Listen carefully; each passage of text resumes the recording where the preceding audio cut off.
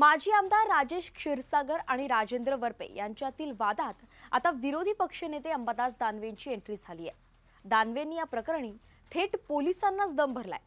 SP साहेब तुमची आणि क्षीरसागर यांची मस्ती चालणार नाही अशा शब्दांमध्ये अंबादास दानवे यांनी महेंद्र पंडित यांना सुनावलंय। त्यामुळेच राजेश क्षीरसागर वर्सेस राजेंद्र वरपे हा वाद पुन्हा चिघळलाय। पण नेमकं हे प्रकरण काय, असं काय झालं की थेट दानवेंना या वादामध्ये उडी घ्यावी लागली? सविस्तर पाहूया।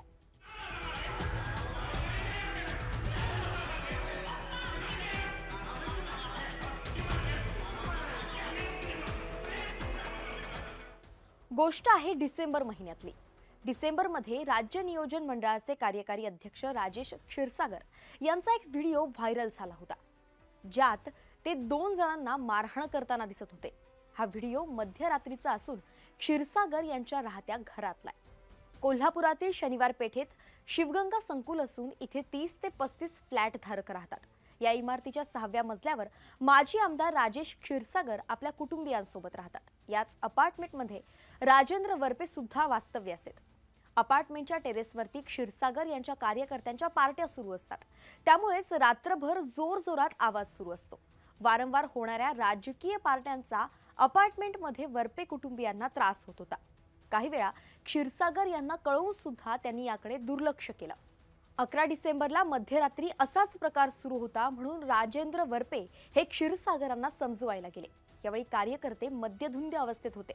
समजावण्याच्या आधीच कार्यकर्त्यांनी मारहाण सुरू केली आणि त्यात खुद्द राजेश क्षीरसागर आणि त्यांचा मुलगा ऋतुराज क्षीरसागर यांनी सुद्धा वरपेंना आणि त्यांच्या 15 वर्षाच्या मुलाला बेदम मारहाण केल्याचा वरपेंचा आरोप आहे।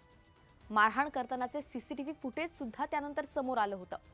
या घटनेबद्दल वरपे यांची 22 वर्षांची मुलगी सिद्धी वरपे हिने आरोप केलाय की क्षीरसागर यांना वरपे यांचं घर हवंय।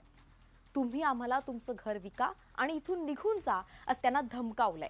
मात्र वरपे कुटुंबीय यासाठी तयार नसल्यानं अशा पार्ट्यांच्या माध्यमातून त्यांना वारंवार त्रास दिला जातोय। तर 11 डिसेंबरला झालेल्या राड्याबद्दल सिद्धीने असंही सांगितलंय की जेव्हा आधी राजेंद्र वरपे समजवायला गेले होते तेव्हा मद्यधुंद अवस्थेत असलेल्या क्षीरसागर यांच्या कार्यकर्त्यांनी वाद घालण्याचा प्रयत्न केला होता। त्यानंतर वरपे हे लक्ष्मीपुरी पोलीस ठाण्यात गेले तेव्हा पोलिसांनी सांगितलं, तुम्ही पुढे व्हा, आम्ही मागून येतो। मात्र ते आलेच नाहीत। त्यानंतर तक्रार द्यायला का गेलात, पोलिसांमध्ये तक्रार द्यायला का गेलात, याच रागानं क्षीरसागर यांनी वरपेंना मारहाण केली।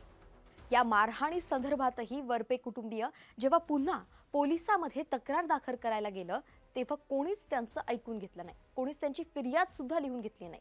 त्यानंतर 2 दिवसांनी क्षीरसागर यांचे कार्यकर्ते आले आणि त्यांनी वरपे यांच्या घराबाहेर असलेले कॅमेरे फोडून अतोनात नुकसान केलं असंही वरपे यांच्या मुलीनं एका व्हिडिओमध्ये म्हटलं होतं।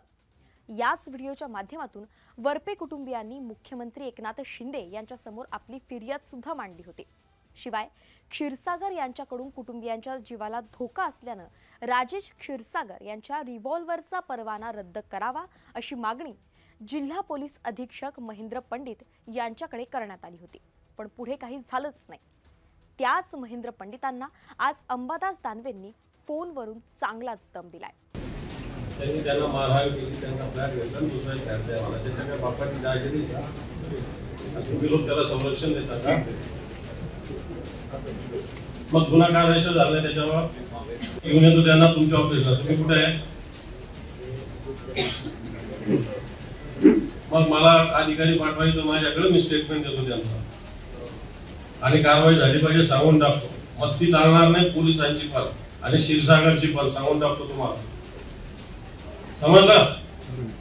मी आता त्यांच्या घरी चाललो, मला एक जबाबदार अधिकारी पाठवा माझ्याकडे, त्यांचं स्टेटमेंट घ्या, गुन्हा रजिस्टर करा, काय करा, एनसी करा, कलम टाका, नका टाकू पण एफआयआर करा, असं माझं म्हणणं आहे। वरपे विरुद्ध क्षीरसागर वादात आता दानवेंची एंट्री झाली आहे।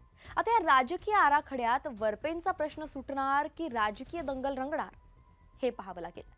तुम्हाला या प्रकरणाबद्दल काय वाटतं आम्हाला कमेंट्समध्ये नक्की सांगा आणि अशाच माहितीसाठी न्यूज 18 लोकमतला फॉलो करायला तेवढं विसरूच नका।